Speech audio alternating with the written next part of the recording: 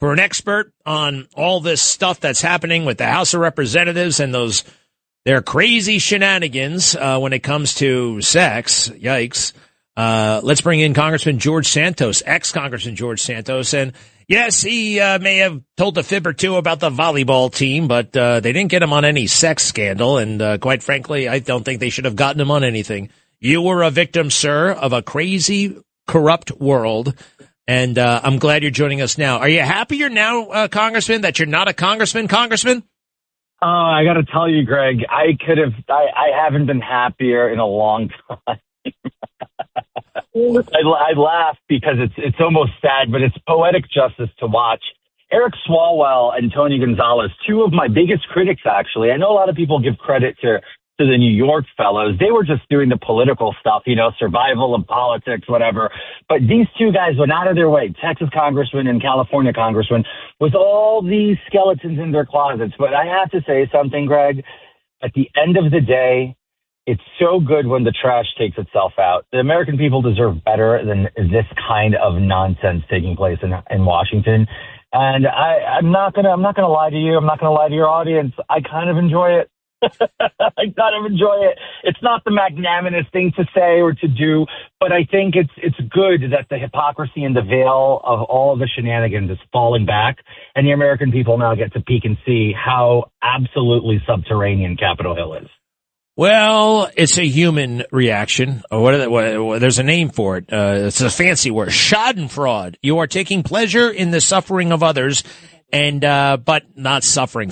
I mean, this is political suffering. This is legal suffering. It's not like he's dying on the side of the road. I'm sure you'd pick him up, right? If Eric Swalwell was dying on the side of the road begging for help, you'd help him, right? Of course, that's the Catholic thing to do. You pick him up, you drop him off at a hospital, and you go home and you feel good about yourself. The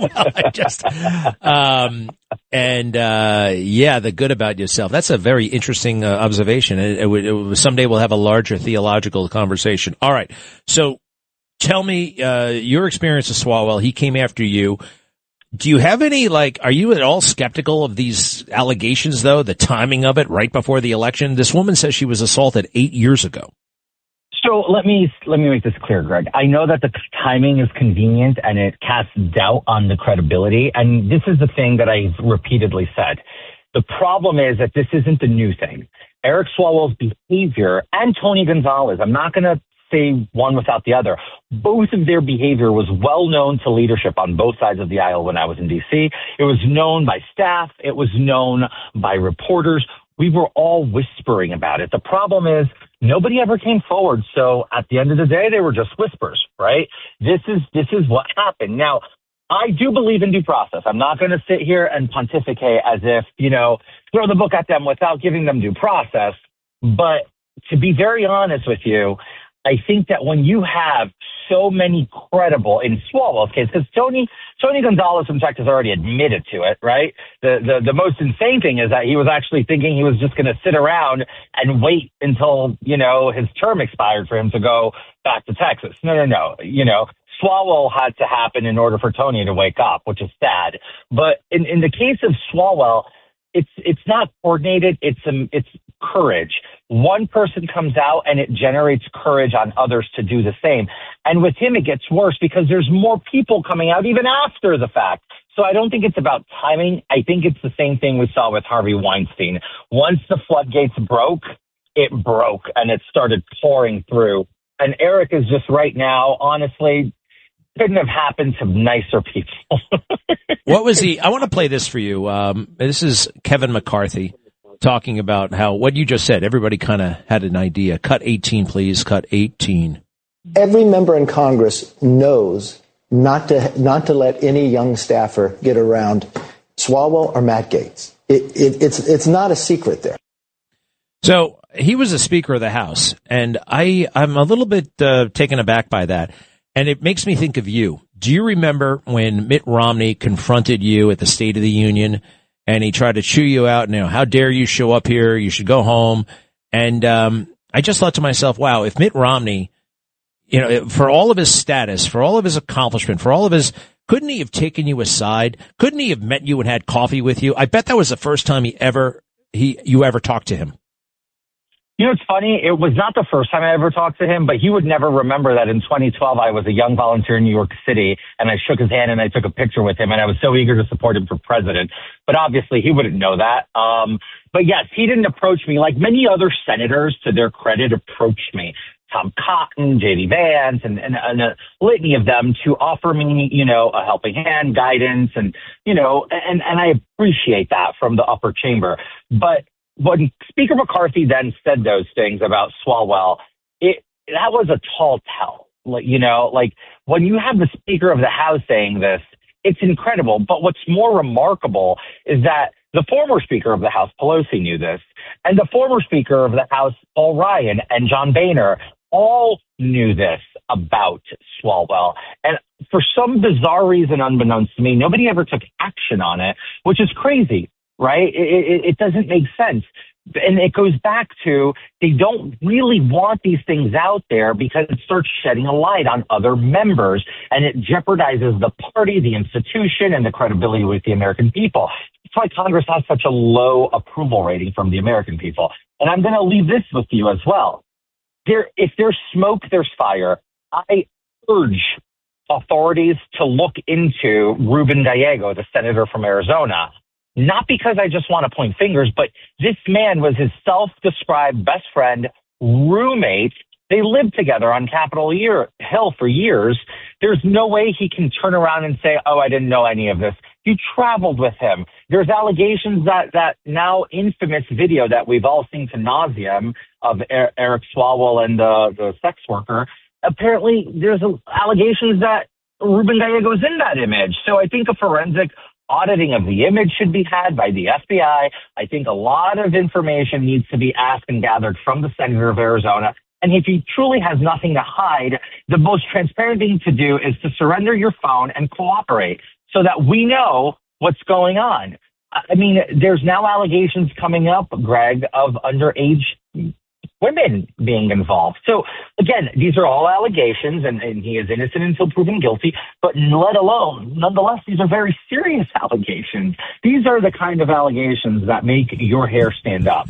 But to not be too long-winded, I just want to remind folks, the precedent of expelling somebody before they're proven guilty and convicted was changed on December 1st, 2023, when I was expelled from Congress under political pressure from members of Congress who just did not feel like the aspect of me remaining. So they went and changed precedent. So for all of those screaming due process, boo-hoo, tough luck. You were a part of changing the due process.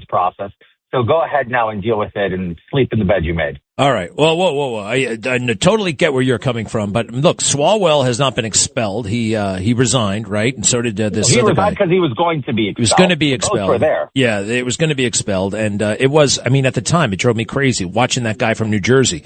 What was his name? Menendez. You know, U.S. senator going about his business. Hello, I'm a U.S. senator. He's been indicted 16 times, and you hadn't been indicted. You lied about being on the volleyball team. Who cares? And they treated you like you were the most important person in the world. It was really, really wild to see. One more, Greg, on Menendez. Menendez was convicted at trial, and Chuck Schumer allowed him to serve an additional 30 days in the U.S. Senate before he resigned. He served an entire 30 days to, quote, put his affairs in order. Such nonsense.